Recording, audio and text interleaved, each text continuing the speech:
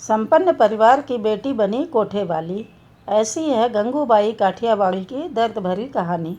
गंगूबाई का जन्म 1939 में हुआ था और असली नाम गंगा हरजीवन दास था, जो गुजरात के काठियावाड़ में रहती थी। गंगूबाई का परिवार बड़ा ही संपन्न परिवार था, लेकिन गंगा के सपने कुछ और थे। गंगूबाई, जो पहले गंगा हरजीवन दास के नाम से जानी जाती थी, गंगा का परिवार धनाढ्य था। उसके पिताजी की एक दुकान थी। उस दुकान पर उनके पिताजी ने एक नया अकाउंटेंट रखा था। वो अकाउंटेंट बॉम्बे का रहने वाला था। अकाउंटेंट का नाम रमणीक लाल था। गंगा पढ़ाई में होशियार होने के साथ साथ अपने मन में एक सफल अभिनेत्री का सपना पाले हुए थी। उसे बस कैसे भी करके बॉम्बे जाना था और अपना सपना पूरा करना था। जैसे ही उसे ये पता चला कि उसके पिता ने एक नया बाबू रखा है और वो बॉम्बे में भी रह चुका है, तो उसके मन में रमणीक लाल से दोस्ती करने का विचार आया। गंगा ने रमणीक से दोस्ती कर ली और धीरे धीरे यह दोस्ती प्यार में बदल गई। प्यार इतना हो गया कि दोनों ने शादी करने का फैसला कर लिया। जब गंगा ने अपने पिता को यह बात बताई कि वो और रमणीक दोनों आपस में बहुत प्यार करते हैं और शादी करना चाहते हैं, तो उनके पिताजी ने साफ शब्दों में मना कर दिया। लेकिन प्यार के आगे किसी की भी नहीं चली, तो पिता के शब्द भी कैसे चल सकते थे। दोनों ने भागकर शादी करने का फैसला कर लिया। काठियावाड़ जैसे छोटे से गांव की रहने वाली लड़की में पता नहीं इतनी हिम्मत कहाँ से आई कि वो भागकर शादी कर लेगी।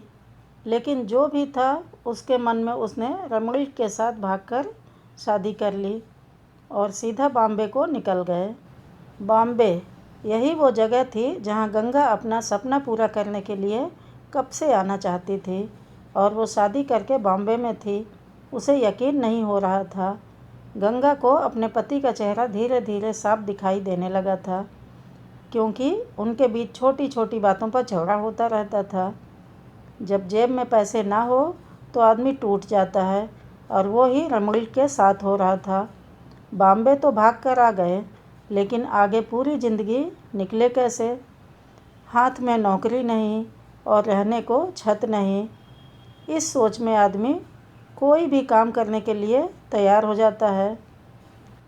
रमणीक ने केवल 500 रुपये में अपनी पत्नी गंगा को मुंबई के एक मशहूर स्थान रेड लाइट एरिया कमाठीपुरा के एक कोठे वाली को बेच दिया। रमणीक गंगा को कहता है कि काम ढूंढने के लिए बॉम्बे से बाहर जा रहा हूँ, इसलिए कुछ दिन वो अपनी मौसी के साथ उनके घर पर रह ले। काम मिलने के बाद मैं तुझे मौसी के घर से ले जाऊँगा। रमणीक ने जो कहा, गंगा वैसे वैसे करती रही। उसे क्या पता था कि वो रमणीक के मौसी का घर नहीं है, बल्कि एक वेश्यालय है। कुछ दिन रहने के बाद उसे पता चल गया कि रमणीक उसे कभी भी लेने नहीं आएगा, और अब इस हालात के बाद वो अपने गांव भी नहीं जा सकती है। फिर बेमन से रहने वाली गंगा ने इस वेश्यालय को ही अपना घर मान लिया।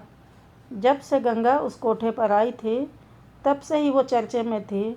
उसे वहाँ सब गंगू कहकर बुलाते थे। गंगू का कोठा कमाठीपुरा में पड़ता था, और वहाँ का एक खूंखार गुंडा, जिसका नाम शौकत खान था, उसे भी जब पता चला कि कोठे में एक नई लड़की आई है और बहुत ही सुंदर है, अगले दिन वो कोठे में पहुंचकर गंगा को घसीटते हुए उसकी मर्जी के बिना शारीरिक संबंध बनाता है और पैसे दिए बिना भी चला जाता है। पहली बार तो गंगा को कुछ समझ नहीं आया, लेकिन दूसरी बार भी जब उसके साथ ज़बरदस्ती की, तो उसने ठान लिया कि वो शौकत खान को सज़ा दिलवा कर रहेगी। अपने आसपास से पता किया तो उसे उसका नाम और उसके मालिक करीम लाला का नाम मालूम हुआ। करीम लाला के अड्डे पर पहुंचकर न्याय की गुहार की। पहली बार किसी महिला ने करीम लाला से ऐसे बेखौफ होकर न्याय की मांग की थी। करीम लाला ने उसे आश्वासन दिया कि अगली बार शौकत आए तो मुझे बताना, मैं उसका इलाज कर दूंगा। इस आश्वासन पर गंगा ने करीम लाला के हाथ में एक धागा बांधकर उसे अपना भाई बना लिया। तीसरी बार जब शौकत कोठे पर आया तो करीम लाला भी खबरी की खबर सुनकर पहुंच गया था।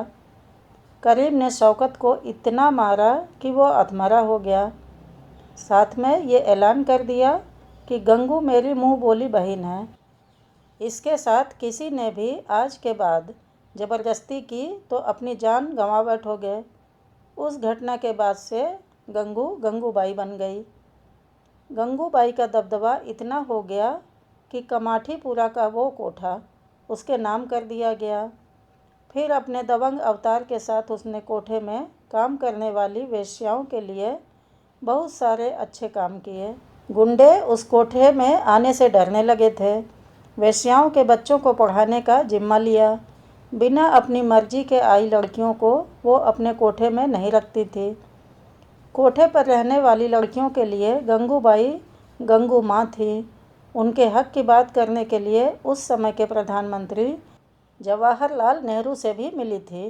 गंगूबाई का धमाका इतना था कि कमाठीपुरा में कोई भी काम उसके बिना पूछे नहीं होता था। मतलब कि कोई भी छोटा सा काम करने के लिए उसके कोठे तक आना पड़ता था। इसी धाक को भुनाने के लिए उसे किसी ने राजनीति में उतरने को कहा। उसका भाषण सुनने के लिए पूरा आज़ाद मैदान भर गया था और 1960 के सभी अखबारों के फ्रंट पेज पर उनके भाषण का कवरेज था। भाषण भी दमदार था। उस भाषण से पूरा बॉम्बे थर्रा गया था। गंगूबाई की मृत्यु साधारण तरीके से ही हुई थी और जब इनकी मौत हुई थी तब पूरे भारत के कोठों में मातम छा गया था। आज भी किसी कोठे में चले जाएंगे तो गंगूबाई की तस्वीर ज़रूर मिलेगी, क्योंकि वेश्यालय वाले इन्हें अपना भगवान मानते हैं।